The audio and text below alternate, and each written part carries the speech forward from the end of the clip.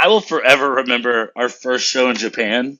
And we were like, we're so stoked. We're in Japan. Like, we're in Osaka, and like, we're sitting there hanging out. We're there early, and we get there, and the show's starting, and they put us at headliner, and there's like five bands playing before us, and every single band that played was better than the last, and every single band was so good and so tight that the entire time we're in the crowd watching these bands, we're like shitting ourselves, looking at each other, going like, I don't know if we can do this. Like I was like, I think we've made a terrible mistake.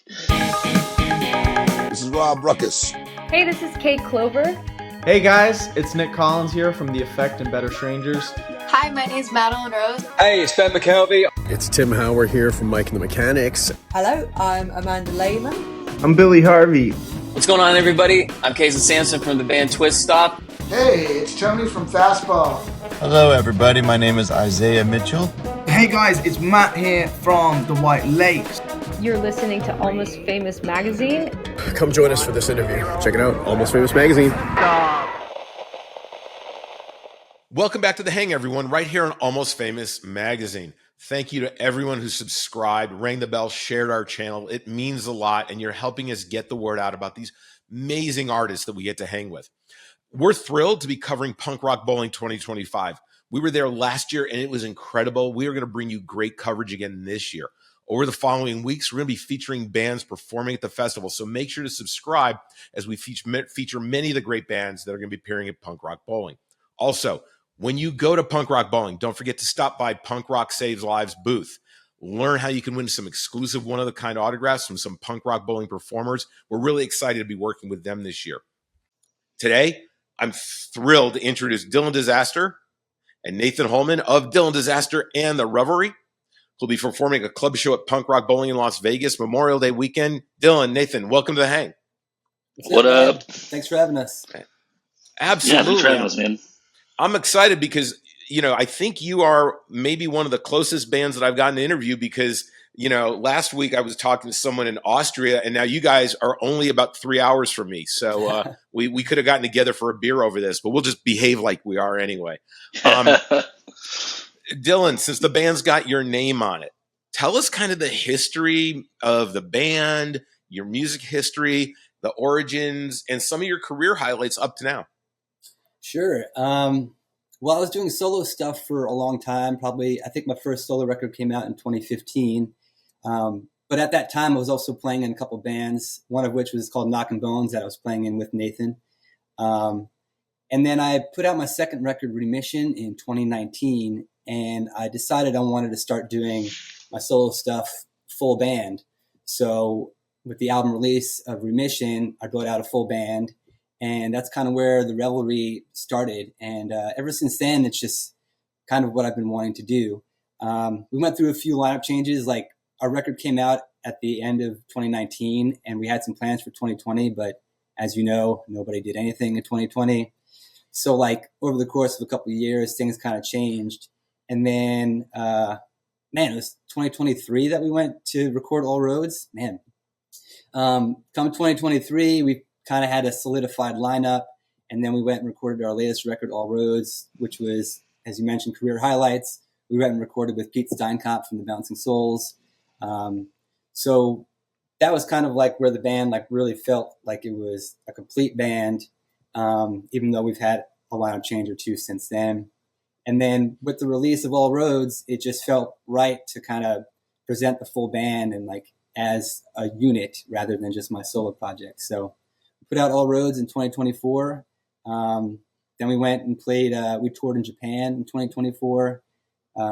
We also opened up for H2O in 2024. We had a pretty big 2024. So yeah, we also played with Ritalin Kids in 2024, which was also a lot of fun. So that's some highlights, and that's kind of how it started. Cool. Now, it's important also because the members of the band bring in nuances of their own selves to the band. Since we have Nathan here, this is kind of like his employee review. Give us an idea what Nathan brings to the band. Oh, boy. Oh, boy. Nathan does bring a lot to the band. I call him my consigliere because when there's like things that we're talking about, especially at the beginning of or the post-production of All Roads.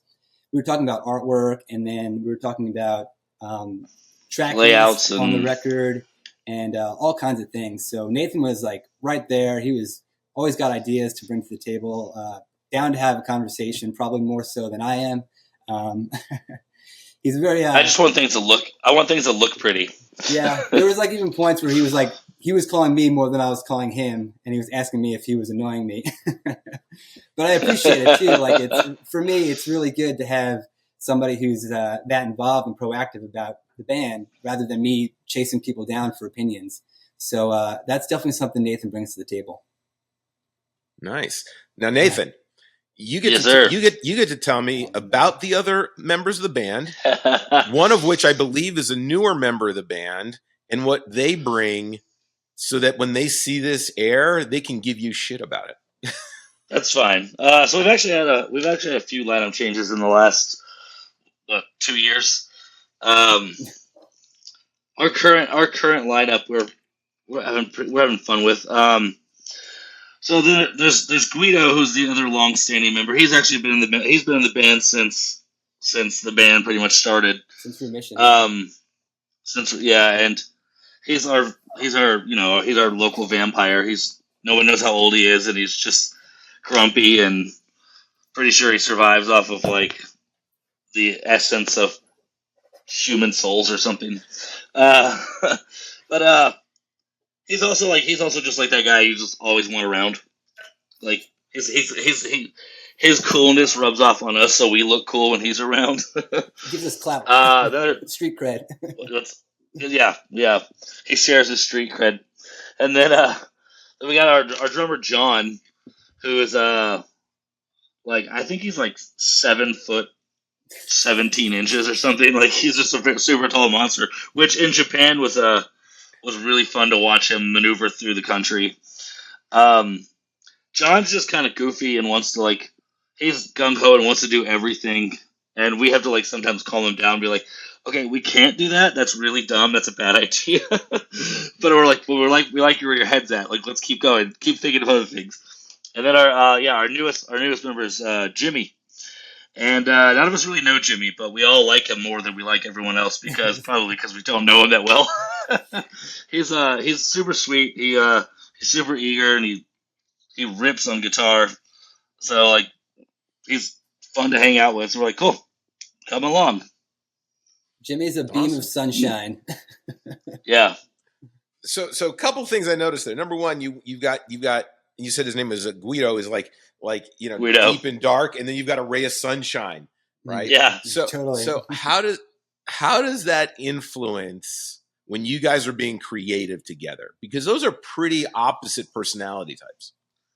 I think that's part of it. You need a little bit of everything. You need more than one ingredient to make a cake. You need everything mixed together to make it good. Yeah, it's actually a pretty good dynamic, for sure. Yep. You had your album out, last album out in 2024. Now that you've got kind of this newer lineup together and everything, any new music on the horizon?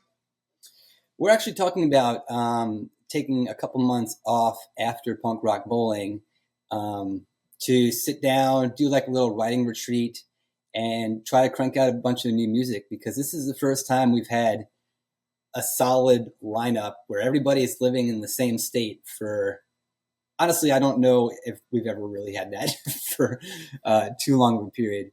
So I've got a couple songs in the chamber ready to go that I need to bring to the table, but we haven't really started working on anything new too much because we just got a new member and we're showing them all of our old back catalog still.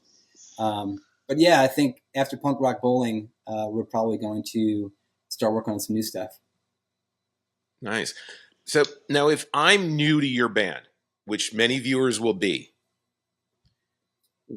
is there one or two songs that you all have put out that are the song that someone should start on that journey with? The one that's going to slap them in the face, wake them up and go, hey, this is why you need to listen to the rest of their music. You go first. I think, okay, so I've actually talked about this. because we had a discussion on what was going to be the first single we released when we put out the album, and the single we put out was like the exact opposite of what I thought we should have put out because I was like, uh, it's because it was kind of a weird one. It was like a like you don't know really where it's going, but it's awesome. And then I would say the song "Riding Shotgun" though is the song that like if especially if people are like, "Oh, you're a punk rock band. Like, what do you sound like?" Like, listen to "Riding Shotgun" and we're like, "Okay, that'll get you hooked." And then the rest of the record is going to be like take you all over the place, but it all kind of flows really well. Yeah. I would say I was actually going to say Riding Shotgun as well, and then also maybe Weathered.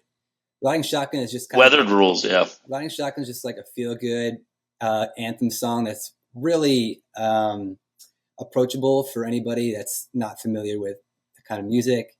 And then Weathered is just kind of a banger. It's like one of my favorite set of lyrics I've ever written, and this just musically the song just kind of takes off and doesn't really stop all the way through.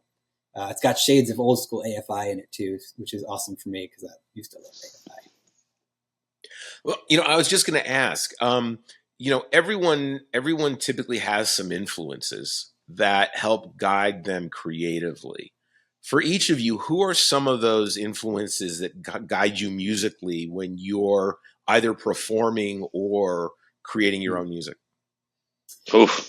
Yeah. Mine's all over the For sure. There's so many different things. I mean, I've been playing music since I was 12. I just turned 40. So I've been listening to music for so long, and my taste has changed over the years, obviously. But I still think that the things I listened to when I was younger, like Nirvana and early AFI and even like MXPX and stuff, is still kind of like ingrained in me to a point that like it just kind of comes out anyway. And I'm also from New York, so like I listened to East Coast hardcore growing up. It's like H2O and Get Dynamite and stuff like that. So those things kind of just like live inside of me. But like more recently, over the last couple of years, especially writing All Roads, it's more of like that almost like Jersey kind of punk rock, like the Men Singers and Gaslight Anthem, and of course the Bouncing Souls are all things that are really they really influence me when it comes to writing. Just I like a solid song structure, with a good hook. So things like that. And then as far as like on stage, I think bands like Rancid and the Bronx are always, and AFI. I can't not mention AFI as far as stage presence goes. But those kinds of bands just have this stage energy that's always something I kind of aspire towards. What about you, Bud? Nathan? Mine, I would say like musically, I've always it'll shift generally depending on like the mood or how things are going and whatnot. But I've always like kind of cherry picked things from all like walks of life. Like I love like old like outlaw country like Waylon Jennings and Blaze Foley and stuff like that. And I listen to a lot of hip hop like Notorious B.I.G. and stuff. And I also listen to like a lot of Motorhead and Devo and a lot of like old. Lately, I've been listening to a lot of like Municipal Waste and like thrash metal stuff and a lot of like old punk rock bands like Agent Orange and stuff. Like so, a lot of that shit always like I just kind of pick and choose things. I'm like whatever I feel like that day, and I'm like, can I write something like this? And just start trying to figure it out. But stage presence wise, I've always been a fan of like watching like those is even bands where I don't even like their music that much, but like I've always been a huge fan of like the way like those thrash metal dudes get on stage and just going crazy. Like Municipal Waste is fantastic live. Those guys are insane. They're just like everybody in the band is like no one's paying attention to just one guy. Like the whole band is like on in the spotlight. So I'm like I always love that kind of stuff. It's always kind of boring to me when you go and see a band and like everyone's like, oh, yeah, the lead singer did this or the guitar player did this, and I'm like, well, what the rest of the guys do? They're like, I don't know. I'm like, that's obnoxious. Well, now here's one because I mean, punk and metal shows tend to be so high energy. There's a lot that goes right. There's a lot that could go wrong. You guys just got back from, I believe, Germany. You've played in Japan, and you're based out of Austin, Texas. That's a lot of distance between different shows. As the band, have you had that Spinal Tap moment though, where something so batshit crazy happened that it just ingrained that one performance in your brain? I can tell by the looks on your face; it's there. I will Spinal Tap I moments, will man. forever remember our first show in Japan. And we were like, we're so stoked. We're in Japan. Like, we're in Osaka, and like, we're sitting there hanging out. We're there early, and we get there, and the show's starting, and they put us a headliner, and there's like 5 bands playing before us, and every single band that played was better than the last, and every single band was so good and so tight that the entire time we were in the crowd watching these bands, we were like shitting ourselves, looking at each other, going like, I don't know if we can do this. Like, I was like, I think we made a terrible mistake. And then we got up there, and just because of the energy of all of those bands, our energy like exploded. So we were putting on like that entire tour. We were just like a whole new band. Like, our stage presence completely changed on that tour, and everyone liked us. So I was totally stoked. But it was terrifying at first to watch these bands just go crazy, and I was like, oh no. Yeah, I was gonna say, even like talking about stage presence, I feel like we should give a shout out to this band called the Skippers in Japan. They're one of the bands that he was just talking about. I had seen them like 10 years ago when I went to Japan, and they kind of blew my mind back then. And then we booked this Japan tour, and I really wanted to play with them. So I asked them to play one of these shows. They said yes. And then they booked the rest of the show with all their friends who were just as fucking good as they are. And like he said, yeah, they all just kind of ripped. They were so good.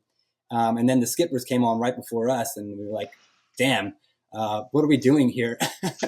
Why are we following these people? But truthfully, I mean, what he said is honest. Like, it kind of just forced us to level up. Like, we had to like bring our A game and like, just do what we could. And it changed the way we kind of present ourselves on stage going forward, I think. Yeah. Oh, that's cool. I did have a Spinal Tap moment, though, in mind when you were talking about that. I was playing in Nowhere Bound, and we were doing a tour in Germany, an acoustic tour. And, like, the whole tour was just, I think that my guitar player called it, like, the tour of jank, because just things were going wrong the entire time. And he was always referencing, like, the puppet show, how they opened up for a puppet show. And there was this one night that we went to this bar in like Essen, Germany or something. And it's a tiny little bar, and they had flyers on the wall. It's like beach month or something. They were doing like a theme. But what they had done was I don't know where they got all the sand from, but they got a whole mess of sand, and they put it over the entire floor and the entire bar. Everywhere you went, the floor was covered in sand. Like they were having a beach party. And we were just like, this is including the stage that we were playing on, like in the corner of the room. So we had to play on this pile of sand in the corner with our mics like sticking out of the sand. It was so ridiculous. And like anytime somebody mentions Spinal Tap moments, that always comes to mind for me. and let me tell you something. There's nothing better than sand getting into the pots on your amp, right? Oh my god! Yeah, jeez. I imagine there's like, still sand out of that bar. Dylan already has bad luck with amps. That's the last thing he needs. Don't say that. Yeah, look, dude, I do photography, and the last thing I want is, camera lenses and sand, right? So I totally get it. Hey, I'm going to call a quick audible here for a second. Dylan, are we both former New York guys? Where in New York are you from? I'm from Long Island. Where on the island? Babylon, Suffolk County. I spent a little time living in Lido. Lived in Bayside, Queens for a while. Born in Manhattan, so we got 2 out of 3 here from New York. Nathan, where are you originally from? Dallas. Nice. We're about up here in Dallas. Originally Oak Cliff. When I went to high school in Southern Grand Prairie. Nice. So Dallas proper until Grand Prairie. Nice. Well, hey, look. You know what? We all got here eventually, right? From New York, and Nathan, you're a native Texan, so native Texan. Where's your cowboy hat, buddy? You got to represent. I'm wearing a Rangers hat. Okay. My Rangers hat. I got a Cowboys hat somewhere around here. There you go. So let's talk about punk rock bowling. How How did this gig come about for you guys, and what does it mean to you to be able to play the 25th anniversary of Punk Rock Bowling? Oh man, it's freaking awesome. We're super stoked about it. Like I said, we had a pretty awesome 2024. So our goal was, we kind of sat down at the end of the year and we were like, well, what do we want to do? Like, how do we do things bigger than we did last year? So we had a couple tours that we're working on, and then we also decided we were going to try to get on as many festivals as we could. And we share a room with David Rodriguez from Starving Wolves and the Casualties. And I kind of just reached out to him because I know he's got a good in with Punk Rock Bowling. I said, hey, if you could put our name in the hat somehow, and if there's any way you can help us get on this show, that'd be great. And he was super excited to do it. Like, he's a awesome dude. He was very happy to like kind of help us. He's super stoked at the idea of kind of helping us level up. And so he put our name out there, and they offered us this show with Teenage Bottle Rocket. So we jumped on the opportunity. Pretty stoked about it. Yeah, and it's a great club. So this is your first club show appearance. Hopefully next year and the years after, you guys will hit the stage at Punk Rock Bowling during the festival days. But you're definitely going to have a great time. Have you looked into the other bands that are performing at the festival? Like, are there things that you're looking forward to experiencing at Punk Rock Bowling? Yeah, I mean, the atmosphere in general, like, I've just heard so much about it. It's just kind of like punk rock just takes over Las Vegas for a weekend, right? So that's just super cool to begin with. It also sounds like it's kind of like the fest meets like a, Riot Fest or something, where there's all these club shows going on, and then there's obviously the big show. As far as bands playing, I mean, there's tons of bands. Unfortunately, Dead to Me is playing at the same time we're playing. But, yeah, I saw that. I didn't want to tell you. I'm aware of that. That one's kind of a bummer, but that's fine. Of course, I'm looking forward to seeing the Bouncing Souls. They're one of my favorite bands. Yeah. Social Distortion's playing, which is pretty cool. Laura Jane Grace is playing.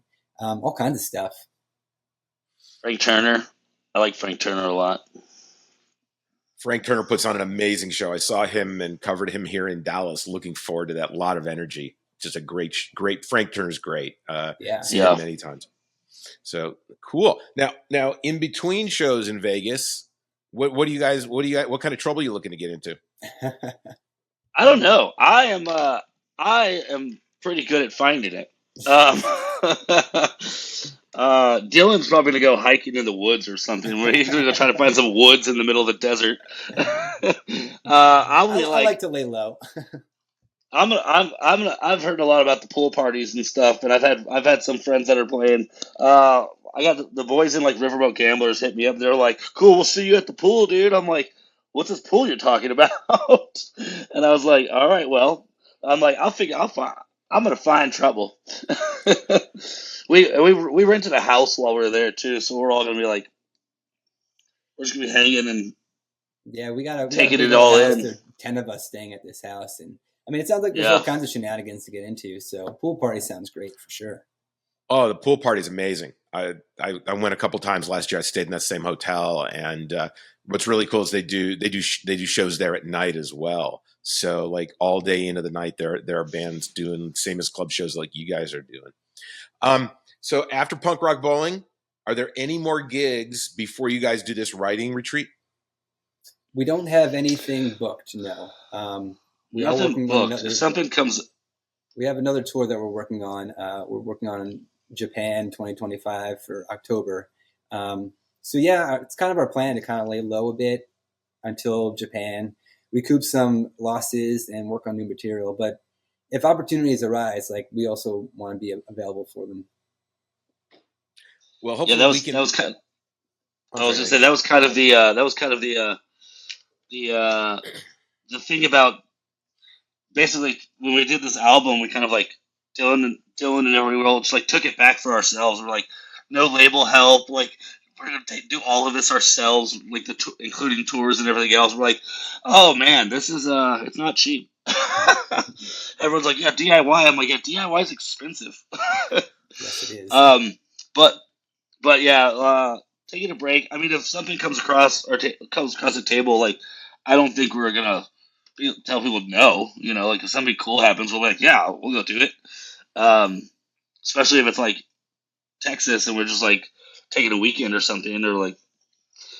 But Yeah, we I were mean, literally yeah, talking if about the this offer last night. comes, We were literally talking yeah, last night about what we could do in the interim between punk rock bowling and Japan, and yeah, we have some ideas on the table. We just haven't solidified anything yet.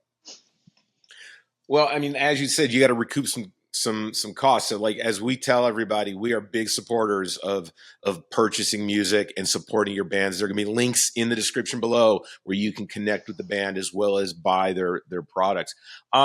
Couple things we do well here on the Hang that we're always interested in, because you never know where the magic happens, right? And you never know who may be watching today. We always give everyone one choice. Sometimes people try to get sneaky and get in 2 or 3, but it's one choice. If you had a chance, call it a bucket list, call it whatever you want, to get in a studio with another artist and be creative for a day, Dylan, who would that be? Man, I really think it would be Tim Armstrong. For the longest time, I just thought it'd be. I love the way that he kind of approaches music. He just has a love for it, you know. Like he just wants to make as much music as possible. He's just always working with people, always down to collaborate. Like he just wants to make music all the time, and that really, really resonates with me. And I've been a long time Rancid fan, and I think it would be really, really awesome to get in the studio with Tim Armstrong. Nice. I love Rancid. Nathan, how about you? Man, honestly, just because I think it would be totally insane. Actually, I've made this joke with Dylan several times before too. So I'm friends with the guys in the band Creeping Death, and I keep trying to get them to do a split. I'm like, let's do a split. Like our pop punk and your death metal, and everyone's like, no one's gonna like that. I'm like, it'll be funny. And they're like, yeah, it'll be funny, but no one's gonna like that. But honestly, if I could get in the studio with somebody, just because I think it would be like completely like bonkers and like also just eye opening and amazing, would probably like Mark Mothersbaugh, like Devo. Like that guy is just incredible. Like it's like, what's your favorite theme song on television? Yeah, he probably did that. Like he's awesome. Like everything he does is like just incredible. Have you had a chance to see Devo perform before? I've seen Devo once. Like they're just. It's one of those things where it's like, I feel like if they're going to be around, like if they're around, like I will drop everything. I've got to go see them. Like they're just like incredible. They closed I'm pretty sure it was the second night, I think, if I remember correctly, at Punk Rock Bowling last year. And man, it was unbelievable. I mean, one of the good things about it is you get in, these festival shows is you got to hit the ground running. And you got to light fire the entire set, and they were just there the entire time. It was super cool to have a chance to see Devo. I'd be remiss if I didn't say this again, everybody, because you know how we feel about it here at the Hang. These gentlemen need to recoup some losses, and there's no way in hell they're going to do it with a 38-cent check from Spotify. So I've never even seen that one. So as we tell you, the links are below. They got albums, they got merch. When you see them, they're in your town, go check them out. Buy a ticket and enjoy their music. We have to be supporting artists in every way we can. The touring industry is what it is these days. It's not what it used to be. We've got to support bands whatever ways we can so that they can continue to put their time and energy in bringing us their great music. So that's my pitch for you guys, getting out and buying their stuff. What are the best ways for fans to connect with you guys, by the way? Are you super active on your social channels? We're definitely trying to be more and more. Instagram is for sure our definitely preferred medium. Also, if you see us at a show or walking down the street or think, 100% feel free to come talk to us. We're totally nice people, I promise. That's great. We're gonna find time to do that when we're in Las Vegas for sure. Maybe it'll be at the pool. So one other thing is that we really like to get the word out about other musicians, and Dylan, I don't know how you put up with Nathan's love for the Tay-Tay, but guys, each of you, who are 2 or 3 artists that you listen to that are either it's your playlist for working out or hiking, Dylan, maybe relaxing, but you're just digging them and some go-to music that you think would be great to share with everybody. Nathan, it doesn't have to be Tay-Tay. She gets a lot of money from everybody who's purchasing her music and her streaming. She gets a good Spotify check, but like they can be a local band, they can be friends, or they can be somebody that you listen to while you like found them in Japan. Dylan, how about you? Yeah, I got a couple things I can picture away. I do listen to a lot of reggae, especially in the morning. Just I like starting my day like that. There's a band called The Frighteners that are really good that come on my Spotify quite often. As far as punk rock goes, it's a lot of the same kind of stuff like Red City Radio, Dead to Me, Bouncing Souls, None More Black. Things like that are always popping up. I did hear of a band recently called Last Hounds. I think they're from the UK. They're really good. They've got like a gallows kind of feel to them. And then I'll also give you one more, a little shout out to our buddy Mark Allen Prince. He put out a 6-song EP last year. He's an acoustic singer-songwriter from Milwaukee. He used to play in a band with Nathan and I called Knockin' Bones. And Mark's doing a tour in Germany, and he's always doing cool stuff. Actually, he's doing a tour with our buddy Red at Night, who's also someone you should check out. Good songwriter from Berlin, Germany. So shout out to those 2 dudes for doing the damn thing. Nice. Nathan, how about you? Man, let's see. Preface it with my 2 favorite musical songwriters of all time are Elvis Costello and Paul Simon. But lately I've been listening to a lot of like Descendants and like Agent Orange. That's what like generally when I get up and I'm like moving around, like I either want it to be like I always want everything fast and heavy, and if I'm not doing fast and heavy, I'm listening to like Blaze Foley, but or the Menzingers. I love the Menzingers too. Like I'll listen to the Menzingers forever. But if you ever want to get like super tough guy and listen to some like thrash death metal, my boys in Creeping Death, those guys are way more popular than me, so they don't really need my help either. Our homies in Generation Exit, that band really is really good. Those guys are awesome. Generation and then yeah, Generation Exit's so good. We played shows with them. We were kind of really stoked to play a lot of shows with them, and then we were like, can we stop playing shows with them because they're really good. And then if they're a little harder to find, but they're not impossible to find. We played with this band called The Means in Japan, and like Dylan's wearing a shirt right now. Ibon and Mape, they're just amazing people and like some great, amazing band. And they took us to like some underground punk rock shows and stuff in Japan, and like took us around. And like those they're just awesome. Like those guys and the Skippers, like I would do every Japan tour ever with those 2 bands. Yeah, the Skippers are freaking phenomenal, dude. Yeah. Well, everybody, you're gonna have to check them out. We got a ton of new music to listen to these guys, as well as their band. Again, go to the links below. Buy some music. Enjoy it. They told you what to start with so that you can get to the end of their catalog and go, wait a minute, I got to own this stuff. Make sure that if you're going to Punk Rock Bowling Weekend, if you've got club shows on your list, put them down on your list. Plus, they're playing a really great venue. Otherwise, we're looking forward to seeing you guys at Punk Rock Bowling Weekend. Everybody, if you haven't made your plans yet, there's still hotel rooms. Get a flight. I'm telling you, Punk Rock Bowling Weekend is one of the best festivals you could ever go to. The community is amazing, right? When you're there, please check out the support of Punk Rock Saves Lives. What they're doing is incredible for any punk rock fan, and don't miss getting to know them at their booth. Stick with us. We're going to have more great bands from Punk Rock Bowling Weekend coming up in the following weeks. Guys, it's been a pleasure getting to know you. Thank you so much for joining us on the hang. Yeah, man. Yeah, thanks for having us, man. Thanks for having us, Scott. Absolutely. And we'll be in touch because as you guys put out more stuff, we'll have more hangs. So everybody, thanks so much for joining us. We look forward to seeing you next time. Yeah. See you out there.